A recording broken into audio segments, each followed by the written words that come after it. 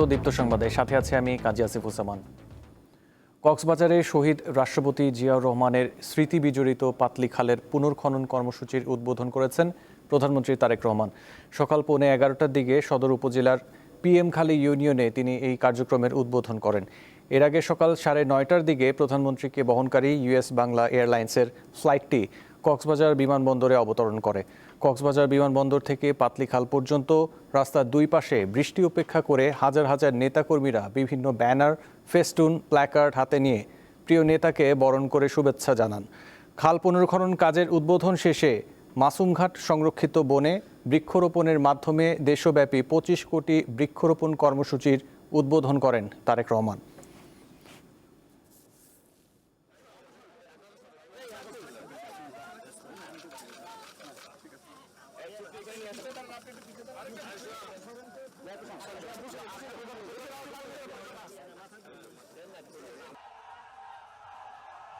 বাজেটে আমরা কৃষকদের জন্য, কৃষক ভাইদের জন্য আমরা বরাদ্দ রেখেছি এবং ইনশাল্লাহ আগামী জুলাই মাস থেকে শুরু করে পর্যায়ক্রমিকভাবে আগামী 1 বছরের ভিতরে আমরা বাংলাদেশের প্রতিটি উপজেলায় 8 থেকে প্রায় 10,000 কৃষক ভাইদের কাছে আমরা এই কৃষক কার্ডের সুবিধা পৌঁছে দিতে সক্ষম হব ইনশাল্লাহ।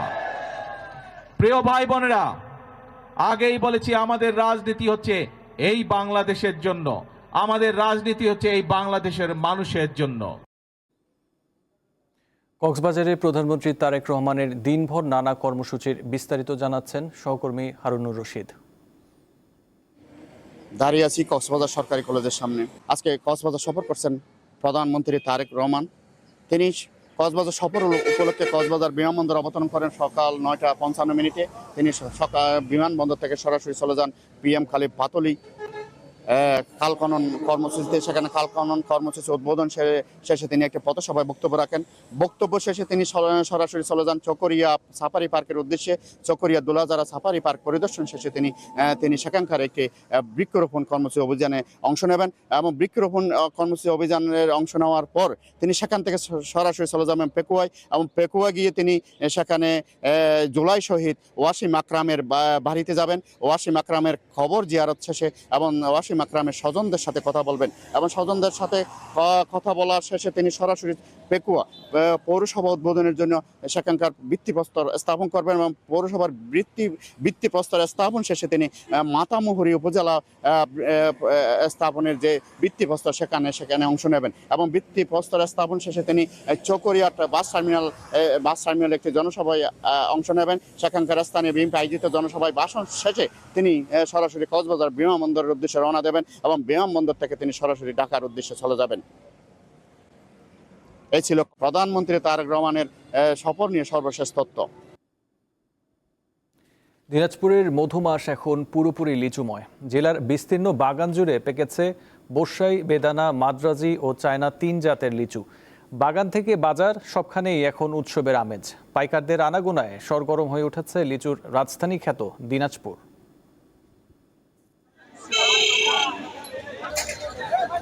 সকাল থেকেই দিনাজপুরের বিভিন্ন অঞ্চল থেকে অটো বা ভ্যানে যোগে চাষিরা বা বাগানিরা তাদের উৎপাদিত লিচু দিনাজপুরের এই নিউ মার্কেট লিচুর বাজারে বিক্রি করতে আসেন।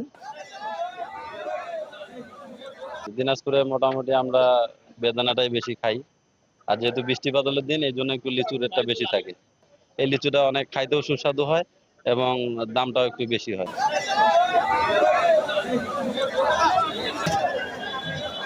সকাল থেকে পিকআপে বা ভ্যানে করেও কিন্তু এই মার্কেটে লিচু আনা হয়ে থাকে।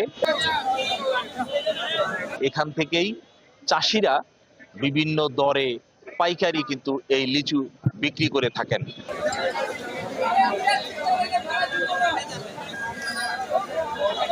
বেদানা চায়না থ্রি, ঠিক আছে, এটা আমাদের একটা দিনাজপুর খুব সুন্দর একটা নাম আছে এবং সারা বাংলাদেশে জানে দিনাজপুরে একটা ঐতিহ্যবাহী লিচু আছে, বেদানা আছে লিচু।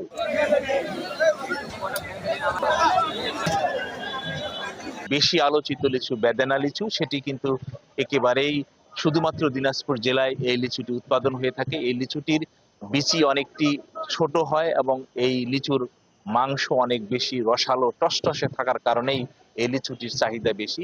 এছাড়াও দিনাজপুরের বোম্বাই, চায়না থ্রি, মাদ্রাজি, কাঠালি, গোলাপি, হারিয়ানা সহ বিভিন্ন প্রায় 10 প্রকারের লিচু কিন্তু এই দিনাজপুরের অঞ্চলে চাষ হয়ে থাকে এবং এগুলো কিন্তু এখানে বিক্রি করে থাকেন। গতবারের ন্যায় এবার কিন্তু বাজার খুব খারাপ, বাগানিয়াদের অবস্থা খুবই খারাপ। আমরা মনে করেন যে যেটা মূল্য নির্ধারণ করছিলাম সেই মূল্য পাচ্ছি না।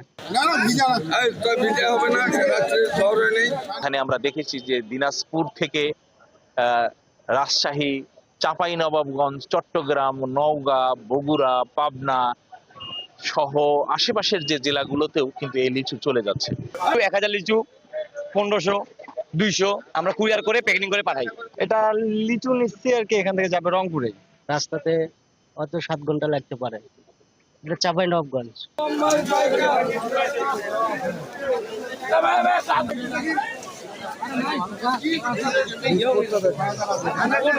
প্রতিদিন প্রায় এই মার্কেট থেকেই প্রায় কয়েক লক্ষ টাকার লিচু বেচা বিক্রি হয়ে থাকে, যেটি এই দেশের অর্থনৈতিক এর চালিকা শক্তি হিসাবে সমৃদ্ধ হবে এবং এই এলাকার মানুষের বা চাষিদের অনেকটাই উন্নয়ন ঘটবে, এমনটাই দাবি করছেন এখানকার কৃষি বিভাগ। সুলতান মাহমুদ, দীপ্ত টেলিভিশন, দিনাজপুর। তীব্র গরমেও জমে উঠেছে চাঁপাইনবাবগঞ্জের আমের বাজার। অতিরিক্ত তাপমাত্রার কারণে গাছে একসাথে বিপুল পরিমাণ আম পেকে যাওয়ায় চাষিরা বাধ্য হয়ে একসাথেই বাজারে আম নিয়ে আসছেন। তবে সরবরাহ প্রচুর থাকলেও বাজারে আমের দাম গত কয়েকদিনের তুলনায় কিছুটা চড়া। এবার গত বছরের 2400 কোটি টাকা বিক্রির রেকর্ড ছাড়িয়ে যাবে বলে আশা কৃষি বিভাগের। কিন্তু আমের ওজন নিয়ে দ্বিধাদ্বন্দ্বে চাষি ও পাইকারেরা। মহাদেশের দ্বিতীয় বৃহত্তম চাঁপাইনবাবগঞ্জের সর্ববৃহৎ কনসার্ট আম বাজারে আপনি দেখতে পাচ্ছেন আমার পিছনেই এই আমের বেচা কিনা শুরু হয়েছে। ইতিমধ্যে বাজারে আম আসা শুরু হয়েছে এবং চাঁপাইনবাবগঞ্জে এবার প্রচণ্ড গরমের কারণে আম চাষিরা কিছুটা বিপাকে পড়েছেন, অর্থাৎ অতিরিক্ত তাপমাত্রা বেড়ে যাওয়া কারণে একসাথে অনেক আম পেকে গেছে। ফলে চাষিরা বাধ্য হয়ে একসাথে বাজারে আম নিয়ে আসছেন। বাজারে এই মুহূর্তে সাময়িকভাবে কিছুটা আমের দাম বৃদ্ধি হয়েছে। এখানে লগ্ন আমের দাম অনেক কম, এই 700 টাকা 800 টাকা মুন, আর এইভাবে হিমসাগরের দামটা একটু বেশি, 5000 টাকা মুন পর্যন্ত বিকতে আসছে বর্তমান বাজারে। আর এমনি রূপালি, ভালো রূপালি হলে 4000 3500 টাকা দাম, এরকম বাজার চলতেছে। সাধারণ মানুষের ইনকাম নাই, ওরা যে 70-80 টাকা আম খাবে ওরা খেতে পারতেছে না। আমরা প্রতিটা চালানে মার খেতেছি। আমি যদি আপনাকে একটু দরদামের বিষয় জানাই, বাজারে এখন বিভিন্ন জাতের আম পাওয়া যাচ্ছে। গোপালভোগ বিক্রি হচ্ছে প্রতি মন 2000 থেকে 2200 টাকায়।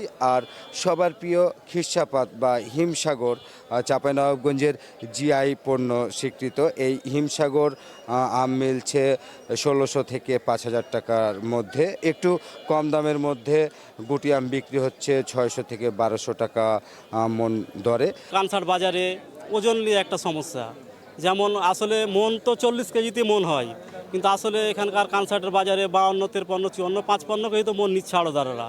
এটা আসলে নিচ্ছে, সবাই দিচ্ছে, আসলে কোনো প্রশাসনের কোনো উদ্যোগ নাই, কোনো এমপি মন্ত্রীর কোনো কারোর মানে উদ্যোগ হচ্ছে না। এটা আসলে ওজনটা 40 কেজিতে লয় ঠিক, দাম যেটাই হোক না কেন ওজনটা 40 কেজিতে লয় ঠিক।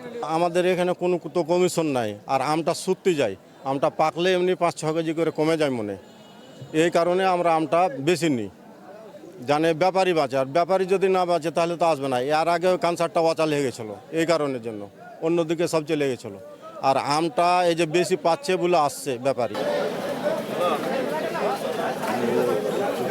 আম বিক্রেতাদের যেটা অভিযোগ যে এখানে প্রতি বছরই প্রায় 40 কেজিতে মন হলেও এই আম বাজারে আড়তদারদের 54 থেকে 56 কেজি অর্থাৎ 16 কেজি আম বেশি দিয়ে মনে দিতে হয়।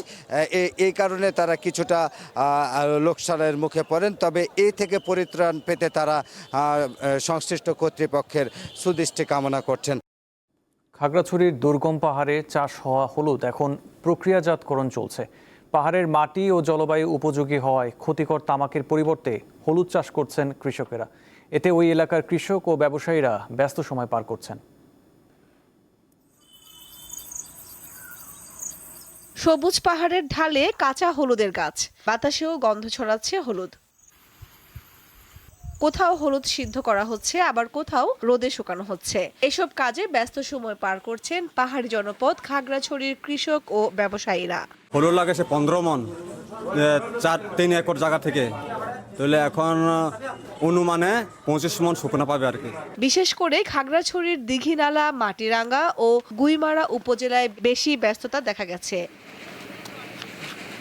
দুর্গম পাহাড়ি ঢাল থেকে সংগ্রহ করা কাঁচা হলুদ আনা হয় বাজারে। কাঁচা হলুদ সিদ্ধ করার পর রোদে শুকানো হয়, পরে মেশিনে পরিষ্কারের পর তা বাজারজাত করা হয় দেশের বিভিন্ন প্রান্তে। ব্যবসায়ীরা জানান, গত বছরের তুলনায় এবার কাঁচা হলুদের দাম কিছুটা বেশি। বাজার পর্যন্ত সড়ক ব্যবস্থা একটু ভালো হয়, এই হলুদের স্বাস্থ্য আরো বাড়বে। 15-20 লাখ টাকার মাল কিনছি, গতবারের তুলনায় আশা করি একটু লাভবান হওয়ার আশা আছে। চলতি মৌসুমে কৃষকদের প্রণোদনার পাশাপাশি বিভিন্নভাবে সহযোগিতা দেওয়ার কথা জানান এই কর্মকর্তা। আমরা 600 জন কৃষককে হলুদ প্রণোদনা এবং বীজ এবং সার দিচ্ছি। এই চাহিদা অনেক বেশি এবং আস্তে আস্তে কৃষকরাও এদিকে আরো বেশি আগাচ্ছে। তিনি জানান, যোগাযোগ ব্যবস্থা নিশ্চিত করা গেলে পাহাড়ের হলুদ জাতীয় অর্থনীতিতেও অবদান রাখবে।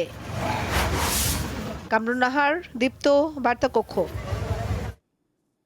এবারে আন্তর্জাতিক প্রসঙ্গ। ইরান ও যুক্তরাষ্ট্রের মধ্যে যুদ্ধ অবসানে শান্তি চুক্তি চূড়ান্ত হওয়ার সম্ভাবনা জোরালো হয়েছে। ইরান জানিয়েছে, চুক্তি চূড়ান্ত হলে আবার খুলে দেওয়া হবে কৌশলগতভাবে অত্যন্ত গুরুত্বপূর্ণ হরমুজ প্রণালী। ইরানের পররাষ্ট্রমন্ত্রী আব্বাস আরাকচি বলেছেন, যুদ্ধ শেষ করতে একটি সমঝোতায় পৌঁছানোর সম্ভাবনা এর আগে কখনো এত কাছাকাছি ছিল না। এদিকে মার্কিন প্রেসিডেন্ট ডোনাল্ড ট্রাম্প আরাকচির বক্তব্য নিজের সামাজিক যোগাযোগ মাধ্যমে শেয়ার করেছেন। মধ্যস্থতাকারী পাকিস্তানের প্রধানমন্ত্রী শেহবাজ শরীফ জানান, শান্তি চুক্তির চূড়ান্ত খসড়া নিয়ে উভয় পক্ষ একমত হয়েছেন, তবে বাস্তবায়নের পরবর্তী ধাপ এখনও নির্ধারণ করা বাকি।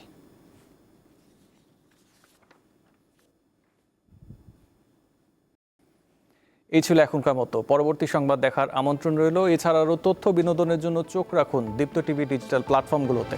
ধন্যবাদ।